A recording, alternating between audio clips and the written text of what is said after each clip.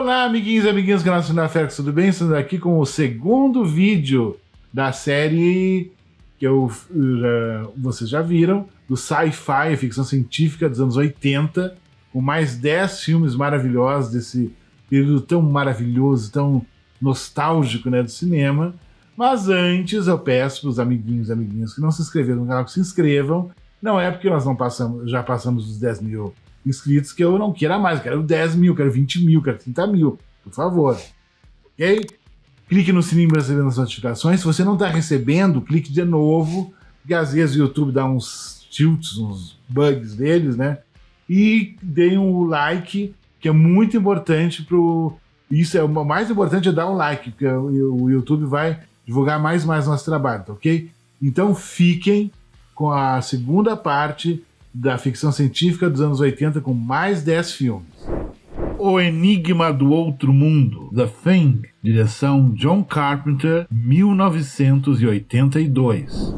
Essa obra-prima do mestre John Carpenter é uma das mais bem-sucedidas misturas de terror com ficção científica de todos os tempos, sem dúvida nenhuma. Ele é um remake de Um Monstro do Ártico, de Howard Hawks, 1951, e o filme de Carpenter é ambientado na Antártica e tem trilha sonora do mestre Ennio Morricone. Os efeitos especiais de maquiagem inesquecíveis do filme foram criados por Rob Bottin, com a participação de Dale Brady, que também colaborou com Carpenter no genial Os Aventureiros do Bairro Proibido, de 1986. O Enigma do Outro Mundo é a grande inspiração de Quentin Tarantino para seu filme Os Oito Odiados, que usou temas que Morricone fez a mais e que não foram utilizados no filme de Carpenter, que proporcionaram ao grande compositor italiano o seu primeiro Oscar, diga-se de passagem.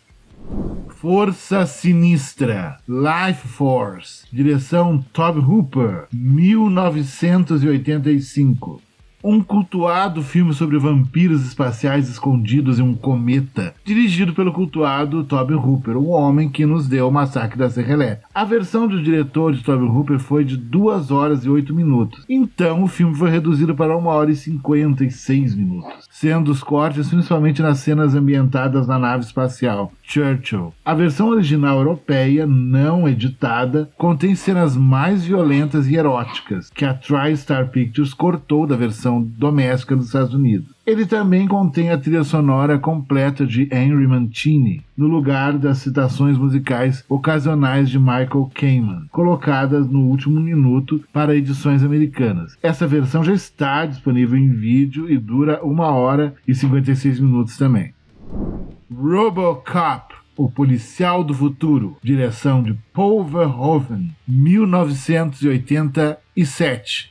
Esse é o primeiro grande sucesso comercial mundial do cultuado diretor holandês Paul Verhoeven, em uma produção norte-americana de um grande estúdio, com alto orçamento e efeitos especiais bastante sofisticados para a época do seu lançamento. A trama do policial, que sofre vários ferimentos graves e é recriado graças a um projeto dos cientistas do governo, como um policial robô, um híbrido entre homem e máquina. Fez escolas em muitos filmes que vieram depois. O ator de rosto expressionista Peter Weller encarna o Robocop e a sua parceira policial Luz é interpretada por Nancy Allen, ex-mulher de Brian De Palma, que estrelou os clássicos Um Tiro na Noite e Vestida para Matar. Mulher Nota 1000, Weird Science, direção de John Hughes, 1985. Uma ficção científica pop, que é um dos grandes e mais nostálgicas das lembranças da Sessão da Tarde, dirigida por John Hughes, o rei dos filmes sobre adolescentes dos anos 80. A história do filme mostra 2 nerds que manipulam seus computadores na tentativa de criar a mulher de seu sonho. Temos que entender que nessa altura dos anos 80 os computadores eram muito caros e poucos dominavam sua tecnologia de maneira efetiva. O filme faz reverências explícitas ao clássico Frankenstein de James Whale, de 1931. A tal mulher nota 1000 do título é interpretada pela top model, muito famosa na época, Kelly Lee Brook, que estrelou a comédia clássica dos anos 80, A Dama de Vermelho, de 1984. Música tema clássica da banda Oingo Boingo, que se refere ao título original do filme, Weird Science. Tron, uma Odisseia Eletrônica, direção de Steven Lisberger, 1982. Um filme pioneiro de ficção científica que mostra o mundo virtual de um videogame e o que hoje chamamos de realidade aumentada. Pioneiro ao representar a estética em terceira dimensão dos videogames e a influência dos computadores na vida humana. O computador de última geração usado para os principais efeitos especiais do filme tinha apenas 2 MB de memória e 330 MB de armazenamento. Muitos admiradores da Disney se recusaram a trabalhar nesse filme porque temiam que os computadores os tirassem do mercado. Na verdade, 22 anos depois, a Disney fechou seu estúdio de animação desenhado à mão em favor da animação CGI. A animação desenhada à mão foi finalmente retomada na Disney a pedido do novo diretor criativo John Lasseter, também chefe da Pixar, ironicamente, uma empresa de animação por computador. Viagem Insólita, Inner Space, direção de Joe Dante, 1987. Sensacional remake de Joe Dante para o clássico da ficção científica de 1966, Viagem Fantástica. Esse é o único filme dirigido por Joe Dante a ganhar um Oscar. Ganhou o prêmio de melhores efeitos visuais. Todas as células vistas fora do casulo eram, na verdade, feitas de gelatina, de acordo com Peter Curran, o supervisor de efeitos especiais do filme. O diretor Joe Dante originalmente rejeitou esse filme quando ele foi escrito como um filme de espionagem de ficção científica. Depois de fazer Viagem ao Mundo dos Sonhos, de 1985, a história foi reescrita como uma comédia de ficção científica. Dante ficou interessado quando ele viu um dos escritores que trabalharam no roteiro, disse que imagine se alguém como Dean Martin fosse colocado em uma cápsula espacial miniaturizada em uma seringa e injetado no corpo de alguém como Jerry Lewis. Ele mudou de ideia, mas o roteiro foi dado ao produtor executivo Steven Spielberg, que o ofereceu ao diretor Robert Zemeckis. Zemeckis desistiu, então Spielberg acabou oferecendo a Dante, que acabou aceitando e fez o filme. O Voo do Navegador, Flight of the Navigator, direção de Randall Keyser, 1986.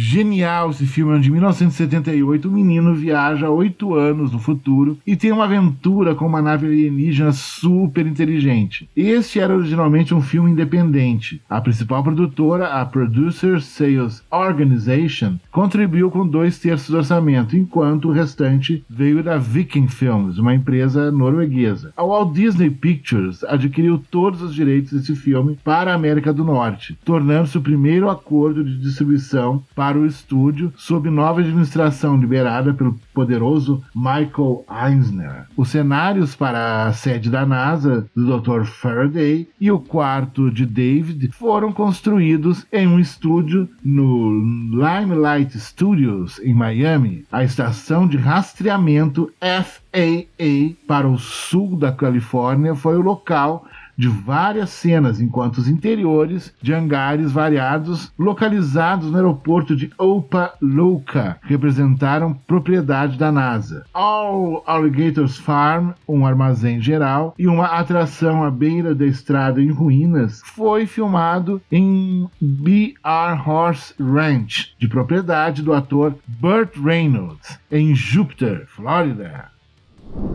Scanners, Sua Mente Pode Destruir, direção de David Cronenberg, 1981. Esse é o famoso e antológico filme de David Cronenberg, onde um incauto tem a cabeça explodida através da força da mente de um homem, interpretado por Michael Ironside, em um auditório durante uma palestra. Daryl Revok é o mais poderoso de todos os scanners e é o chefe do movimento de scanner subterrâneo para dominar o mundo. Scanners têm grande poder psíquico, forte o suficiente para controlar mentes. Eles podem causar um enorme dano às suas vítimas. O Dr. Paul Rudd encontra um scanner que Revok não tem e o converte para a causa deles, destruir o movimento underground. Filmado de 30 de outubro de 1979 a 23 de dezembro de 79, ele foi lançado pela primeira vez em janeiro de 81. O efeito para a cena da cabeça explodindo foi conseguido enchendo a cabeça de látex do ator com comida de cachorro, sobras de almoço, sangue falso e fígado de coelho e atirando por trás com uma espingarda calibre 12. Aliens, o Resgate, direção de James Cameron, 1986. Segundo filme da franquia iniciada por Ridley Scott em 1979, com Alien, o oitavo passageiro. 57 anos depois de Ellen Ripley ter um encontro próximo com a criatura alienígena reptiliana do primeiro filme, ela é chamada de volta, dessa vez, para ajudar um grupo de fuzileiros navais coloniais altamente treinados a lutar contra os extraterrestres sinistros. Mas, desta vez, os alienígenas conquistaram uma colônia espacial na lua LV-426. Quando os fuzileiros navais coloniais são chamados para fazer buscas na colônia espacial deserta, eles descobrem mais tarde que estão enfrentando mais do que esperavam. Usando metralhadoras especialmente modificadas e poder de fogo suficiente, é lutar ou morrer enquanto os fuzileiros navais lutam contra os alienígenas. Enquanto os fuzileiros navais fazem o possível para se defender, Ripley deve tentar proteger uma menina que é a única sobrevivente da colônia espacial quase exterminada. Star Wars, Episódio 6, O Retorno de Jedi. Star Wars, Episódio 6, Return of Jedi. Direção de Richard Marquand, 1983. O mais emocionante, colorido e visualmente elaborado dos 3 episódios dessa primeira fase da saga cinematográfica de Star Wars, que revelou ao mundo os fofinhos Ewoks, com belas sequências na floresta, sem esquecer da abertura alucinante com o resgate de Han Solo e as lutas no deserto. Esse filme é uma das mais nostálgicas memórias de matinê do passado para mim. Nossa, eu vi no Cine Imperial. Um filme que eu vi com os meus amigos várias vezes e foi maravilhoso, maravilhoso. Foram necessárias 6 pessoas para trabalhar o animatrônico em tamanho real do bizarro Jabba the Hutt. Originalmente Yoda não estava no roteiro desse filme. Yoda foi adicionado quando George Lucas o determinou melhor para confirmar apropriadamente o Luke ser Darth Vader e que era seu pai ou não. A segunda estrela da morte era aproximadamente 400% maior que a primeira. Então, gostaram? Então comentem, por favor. Nos sigam e compartilhem, façam o que for necessário nas nossas páginas, no Facebook e no Instagram. Compartilhem nosso conteúdo nas suas redes sociais. Por favor, nos ajudem. E muita novidade está vindo por aí. Então, muito obrigado por tudo.